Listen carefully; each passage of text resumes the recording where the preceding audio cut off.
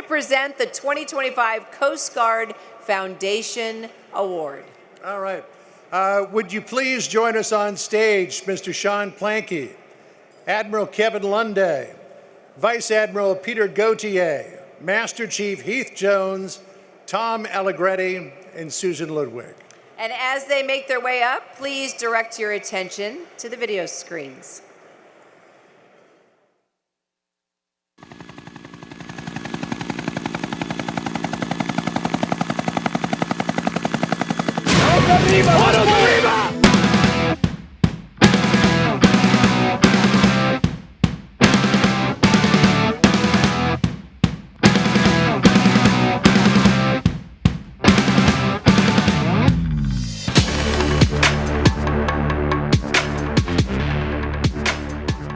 The boat's 418 feet long.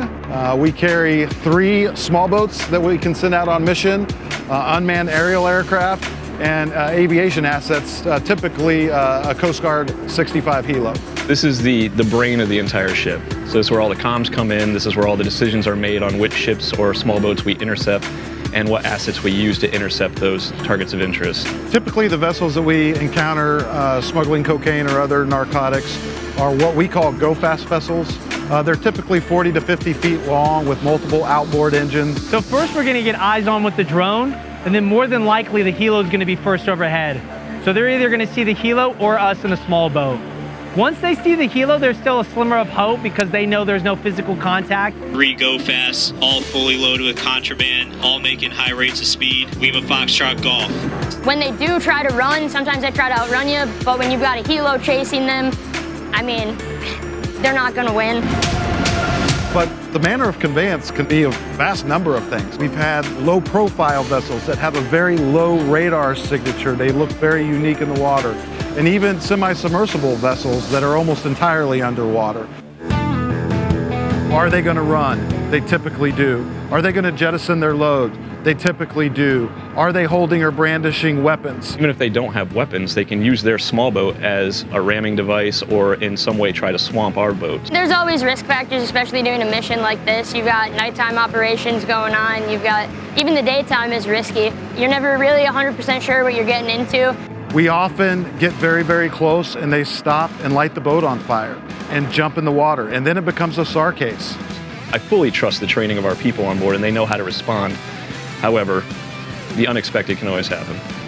I carry a long gun and a pistol, and I draw down on people to provide cover for my team as they are conducting possibly dangerous boarding. And once our team gets on board, a whole slew of different problems becomes apparent in your mind. Stability of that boat, its seaworthiness. Primary thing that we want is positive control of that vessel. We'll jump on board, we'll either turn off the engines or rip the kill switch so that everything goes DIW, dead in the water. And then we'll move up forward so that we can start a frisk of them to ensure there's no weapons on them, and then we just have them sit down to be as stable and safe as possible. It's not just, hey, I'm with the United States Coast Guard, pull your boat, I'm doing a boarding. It is definitely not that. This is high speed, high intensity operations where the dangers are great. There's an immense amount of pride that I think all of us had as we were continuing to pull one bad guy after another off the street and remove all of that contraband from the streets of the United States. That's less on the American people, that's less on the American judicial system. Police officers have to deal with this every single day. That means firefighters don't have to respond, hopefully, to as many overdoses. At the end of the day, say, like, how many lives did we save? It just makes me so proud in what I do and makes me want to continue doing the mission every day. It is the privilege of a lifetime for me to get to do this, to watch these men and women in action, men and women who are still willing to serve in, on, and over the sea to defend our nation's borders.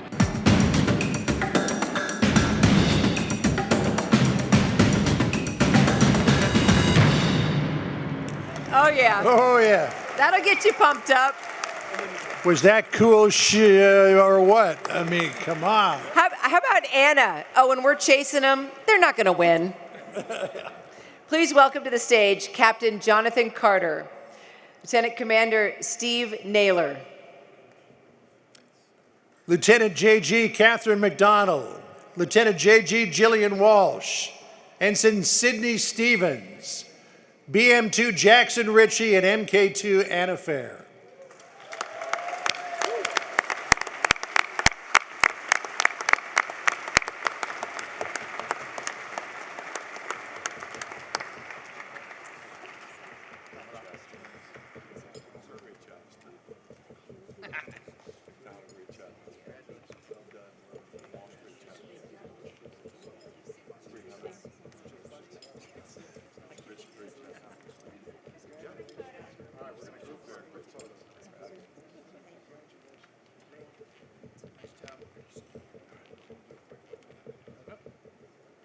Somebody speaks.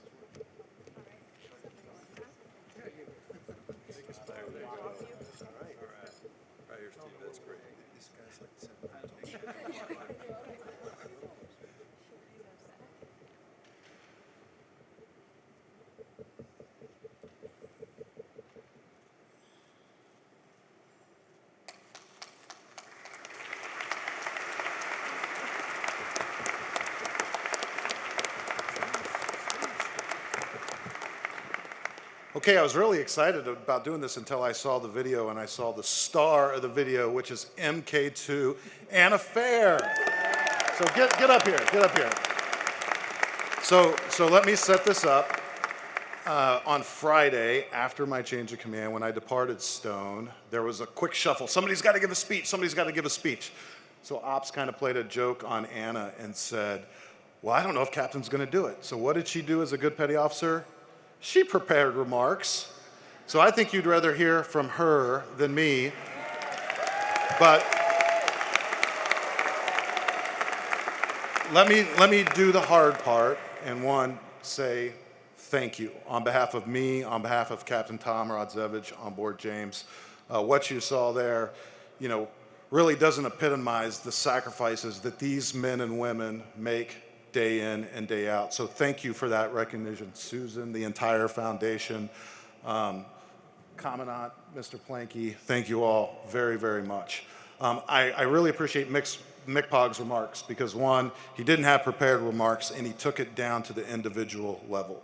And that's what that's where your generosity goes. You're the Coast Guard Foundation, but what you give goes down to our tactical operators. And one of them is standing right here next to me, and I'm proud to say she's a Stone sailor. I'm proud to say she is a boat coxswain and does almost every single boarding that we do. I'm sorry, boat engineer, and I'm more proud to say, and the sailors in the room will know this, she is a qualified underway OOD as a second-class petty officer. EOW. I'm sorry, I'm more nervous than she is. So, she wrote remarks, I want her to give them. Go ahead, MK2 Anna Fair.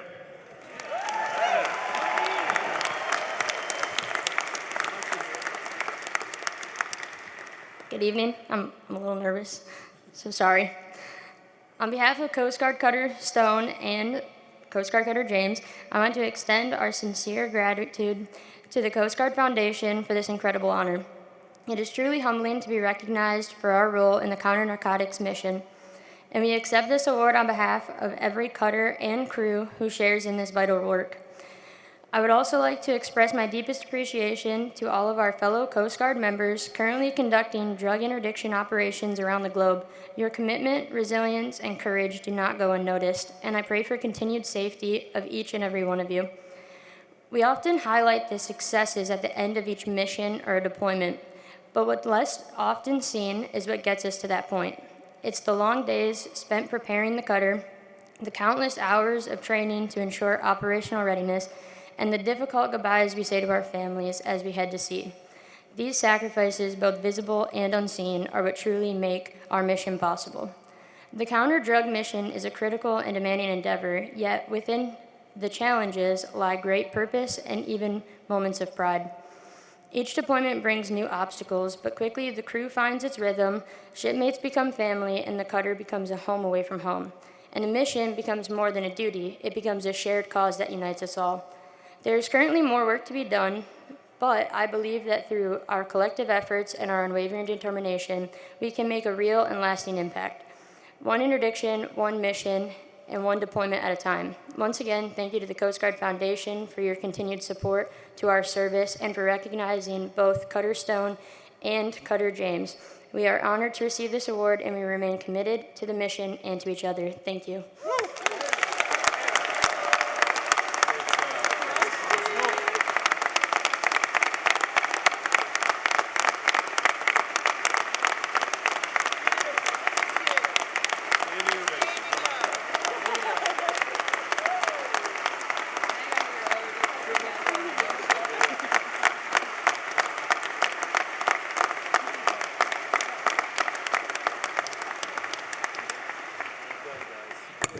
Anna, come here just for a second.